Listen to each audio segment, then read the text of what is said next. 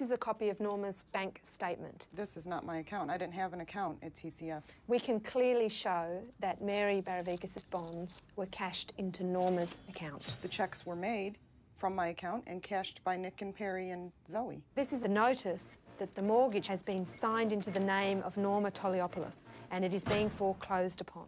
John and his mother went out and took out a $67,000 mortgage on it that I had no idea about, but yet my signatures are on papers that were used to get the mortgage. The allegation is that the signature on that document was fraudulently obtained. No.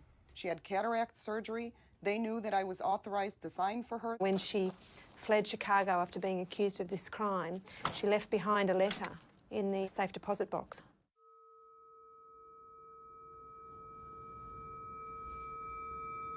Oh, God. You'll probably find a stack of these. For Christ's sake. Can you read this that? is, yeah, I fucked up. I signed the papers, I signed the bonds, I did it all, Norma. When I used to argue with John and beg him to just let me leave, I used to sign papers like this. I'd write them out. I'd be like, okay, here, look. I won't turn you guys in. I won't say anything. Here, I'll say it was all my fault. Take this. Nobody was listening to anything I had to say anyway, so I figured, fuck it.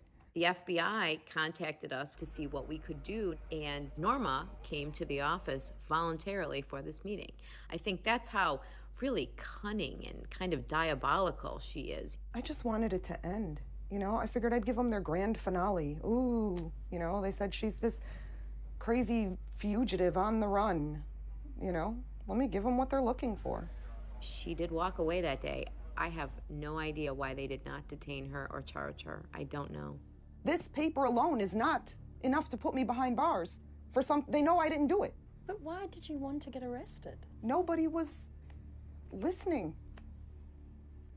Do you feel like people don't listen to you a lot?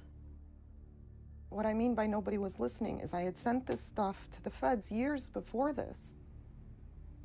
You know? And nothing had happened. I sent them letters saying, look, I'll come back and do whatever you want. Just guarantee me safety for me and the kids. Nobody was listening. The whole world had prejudged me anyway. So what's the difference? There is no real Norma.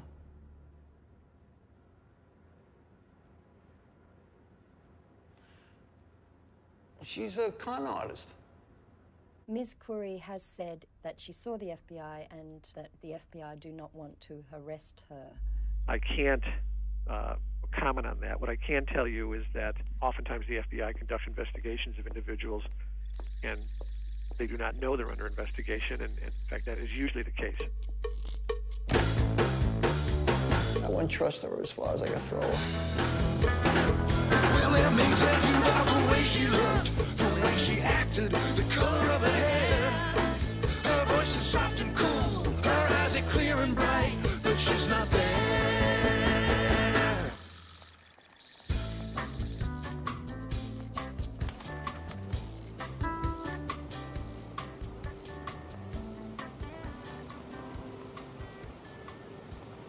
Okay, so what's that? Conviction records of John and my father. What for? For domestic violence, battery, and for the other thing that my father did.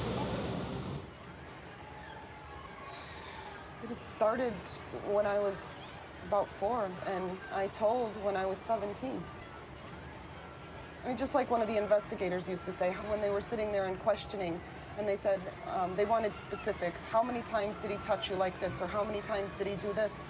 And I stopped him and I asked him a question and I said, are you married? And he said, yeah. I said, how many years have you been married? He said, 10 years. And I said, in those 10 years, how many times have you fucked your wife? And how did your mother take it? First thing she said to me when I first told her was, you have to tape record him talking about it because nobody's going to believe it. So I took the mini tape recorder and that was part of the hardest thing because I actually had to confront him. You know, he admitted to it. I was crying on the tape and I was telling him, you know, I wanted him to stop. And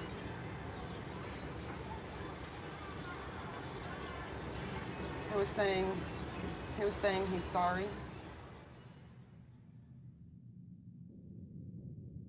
I think you will agree with me when I say that the perfect family only exists within the realm of our own imaginations. During the year of 1974, my nightmare began.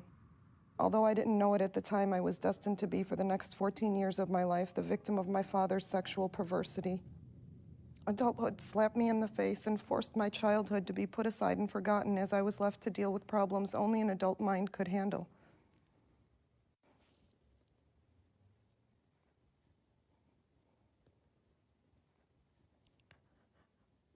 I was a child, trapped in an adult world of hate, abuse, and confusion in which I had no way out.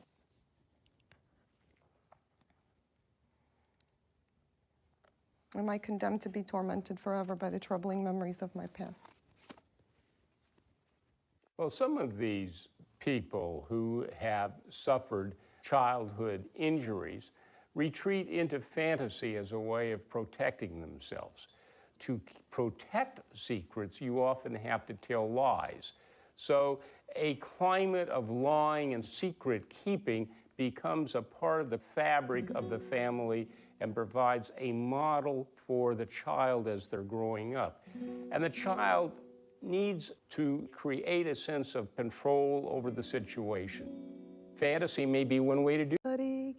وبكرة بتشتتني عالجروح مفتحة وبيضل اسمك يا حبيبي واسمي بينمحى. 7 languages.